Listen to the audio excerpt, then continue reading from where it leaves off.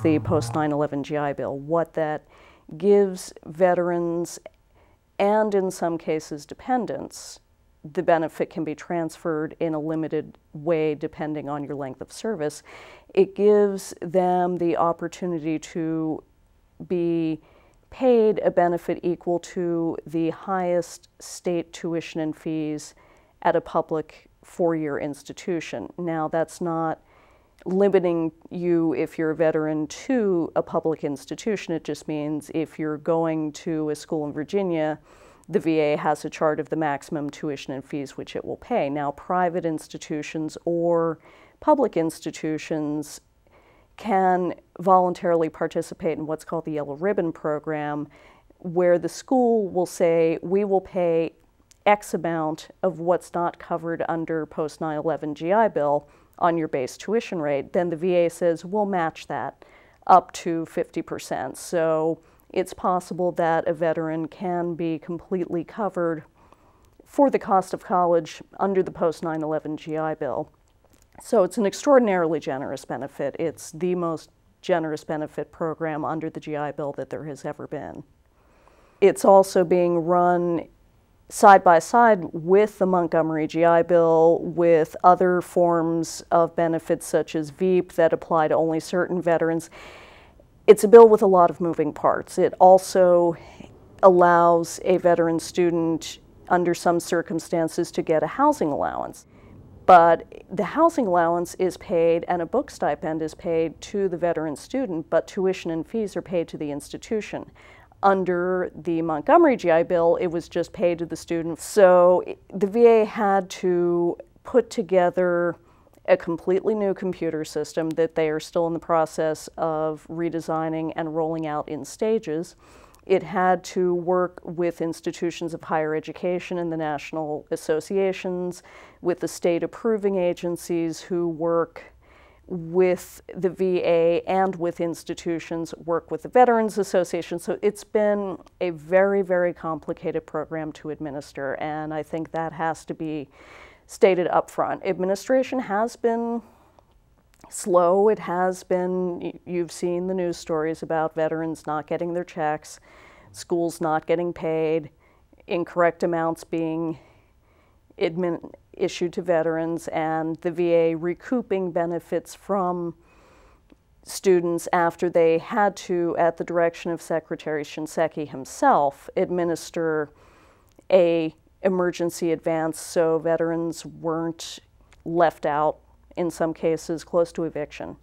So it's had its problems. VA has been throwing bodies literally at the problem, hiring more claims people, working to get themselves up and running. The student veteran groups have been very active, such as the Student Veterans of America and the Iraq and Afghanistan Veterans of America have been very proactive in working with the students and bringing their concerns to Capitol Hill. The associations in DC, the higher education associations, have been working on behalf of the institutions and of the students at those institutions. There are problems, and VA is working on fixing them.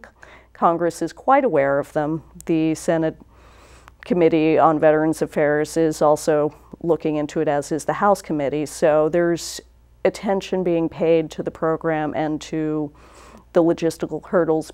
But to be fair to the VA, such a complicated program in such a short amount of implementation time was not going to go off perfectly. There's been a certain level of confusion among veteran students about what they're eligible for, which program is better for them. You know, what is my situation? Should I elect for post 9/11, which is an irrevocable decision, or should I elect for the Montgomery GI Bill? What works best for me? That's the sort of thing that requires quite a lot of high-intensive counseling, and that's another issue where VA has been working to try to counsel students, as well as the other associations and the veteran service organizations and the student organizations. So the issue of counseling and adequate counseling and what program really serves the veteran student best, and at what decision point are they making the decision, and are they making the decision that's best for them. Certainly the program, the post 9/11 GI Bill program, is limited to what's called institutions of higher learning.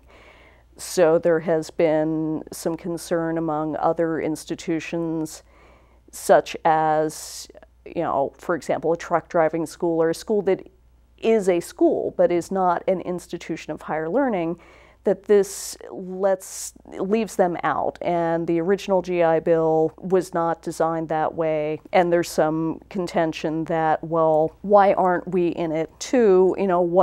What is the appropriate position for all these different types of schools that didn't really exist in the same way when the original GI Bill was constructed?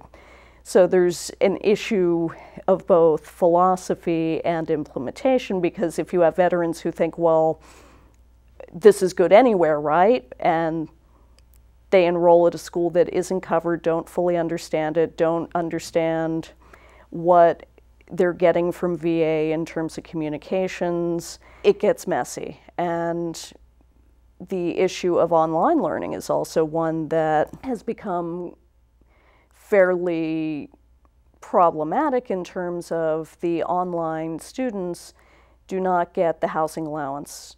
And many veterans groups and other stakeholders are looking at it and saying, well, what do you do with the disabled veterans who cannot get to a brick and mortar campus for whatever reason? They still have to live. They're still going to school. But is it fair to deny them this, balanced against, well, where is the money going to come from? The last estimate figures I've heard is that the bill, they've already paid out close to $3 billion. So it's a very expensive program. There's issues of what going forward are things that need to be changed in technical corrections to make the program work better. Should the tuition and fee charts that the VA uses be constructed the way they are? Should they be different? When will the VA be able to do those charts? Those are based on state tuition and fees. Well, as we all know, states are still in the process of setting their budgets, so you've got the state budget timing process butting up right against school calendars. So a veteran who wants to go to school this fall may already be looking around saying, well, what are the charts going to be for 2010, 11? How much am I going to get if I live in Virginia? Well, until that data is done, until it's constructed, until it's vetted, and until the charts are out, that student's not going to know, the VA isn't going to know. So there's a vast amount of uncertainty that really cannot be gotten around. It's a question of, okay, then what do you do? Plus issues of, VA is rolling out their new computer system in stages, and, they have to test it, they have to make sure it works. And what will happen in those stages of rollout and testing is something where obviously I'm not VA, I don't speak for them, but Murphy's Law being what it is, if something happens, then VA has to make sure they have a backup plan. Meanwhile, time is moving. Students need to get registered, students need to get into courses. Schools have been very flexible with students in terms of, in this first year, many institutions have just said, we'll worry about this. Go to class, we will deal with VA, but there is a limit to what schools can do on that front. And because many institutions can't carry unpaid tuition balances for a year or a year and a half, so there's issues of not wanting to penalize the veteran student at all versus the hard reality of having to take care of those balances, having to work with VA,